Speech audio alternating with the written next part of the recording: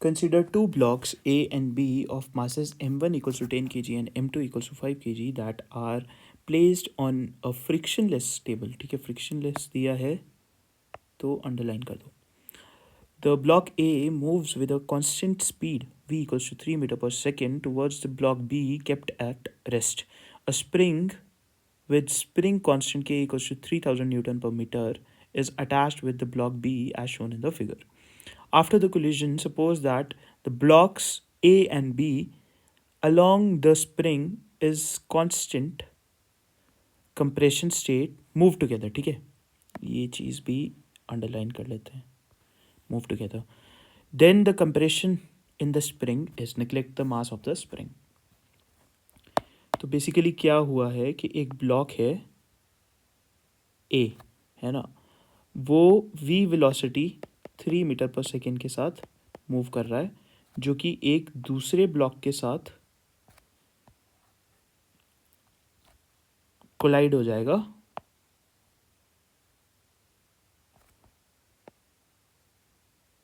And उसके बाद वो दोनों साथ चलने लग जाएंगे.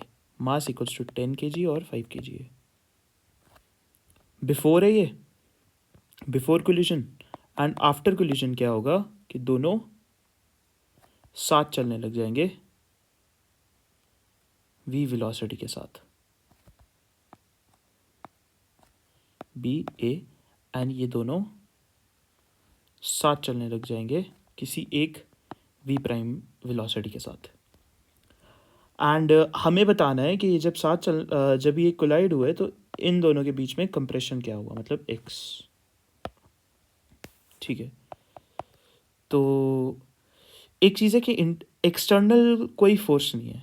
ये पूरा अगर सिस्टम मान ले हम, तो एक्सटर्नली कोई फोर्स नहीं लग रहा है इसमें.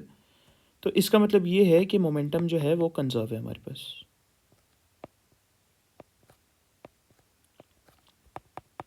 ठीक है, तो इसका मतलब ये है कि m into v equals to m total into v prime. And यहाँ पर ये जो m है ये कुछ नहीं है, 10 kg है. ठीक है, 10 kg इंटू 3 प्लस 5 इंटू 0, क्योंकि इनिशियली रेस्ट पे था 5 kg वाला block, equals to 15 into v. जो v निकालना है हमें किस वेलोसिटी के साथ ये जाएगा, v प्राइम. तो 30 by 15 equals to v prime. v prime की वैल्यू क्या हो जाएगी, 2 मीटर पर सेकेंड. सही है. इसके बाद क्या करना है हमें, इसके बाद कुछ नहीं, कंप्रेशन निकालना है. कंप्रेशन कैसे निकाल लेंगे, कोई ऐसा टर्म सोचो कि मोमेंटम हमने लगाया है, अब x आ जाए हमारे पास. x मतलब कि kx जो होता है ना इसमें कंप्रेशन, वो आ जाए. तो वो कैसे आएगा, वर्क एनर्जी थ्योरम लगा लेते हैं. वर्क एनर्जी थ्योरम में क्या होता है, work done by all the forces equals to change in kinetic energy. And यहाँ पर कौन सा फोर्स लग रहा होगा, स्प्रिंग फोर्स. ठीक है, इंटरनली फोर्स है ना वो भी. तो स्प्रिंग पोटेंशियल एनर्जी लिख लेते हैं, हाफ ऑफ के इंटू के एक्स इनिशियल का स्क्वायर माइनस एक्स फाइनल का स्क्वायर इक्वल्स टू, बस यही टर्म होती है जिसमें एक्स इनिशियल पहले आता है और फाइनल बाद में आता है ना, equals to change in kinetic energy. Change in kinetic energy क्या होगा, सिस्टम में देख रहे हैं तो हाफ ऑफ जो पूरा सिस्टम है तो 15 into v square. V square क्या है, वी प्राइम का स्क्वायर मतलब कि 2 का square, minus initial kinetic energy क्या होगी, हाफ ऑफ जो ये वाला ब्लॉक है ये मूव कर रहा था, 10 kg वाला ब्लॉक मूव कर रहा था. तो 10 इंटू कितनी वेलोसिटी के साथ कर रहा था, 3 का स्क्वायर, 3 वेलोसिटी स्पीड के साथ, सॉरी, है ना. एंड यहाँ पर 15 इसलिए लिया क्योंकि ए और बी स्टिक हो गए, तो 5 प्लस 10 15.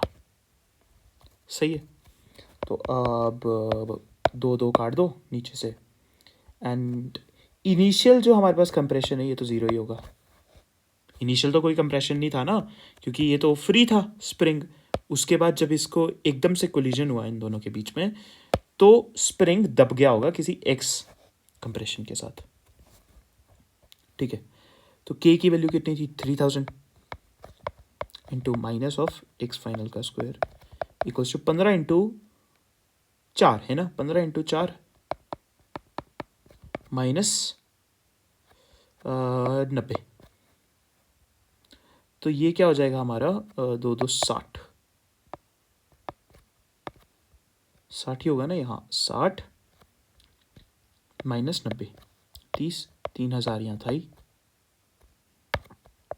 एक्स फाइनल का होल स्क्वायर एंड देखो ये 30 हो गया यहाँ पर अपॉन 3000 और ये हो जाएगा एक्स फाइनल, इसका होल रूट ले लो तो ये तो हो जाएगा अपना 100, तो एक्स फाइनल हमारा हो जाएगा 1/10 मतलब कि 0.1 मीटर, सब कुछ क्योंकि ऐसा ही यूनिट्स में था। तो यही हमारा आंसर हो जाएगा, इसके अलावा तो कोई आंसर आ नहीं सकता। तो कौन सा ऑप्शन हो जाएगा हमारा करेक्ट? हमारा ऑप्शन करेक्ट हो जाएगा बी। तो बी हमारा आंसर हो गया, सिंपल क्वेश्चन।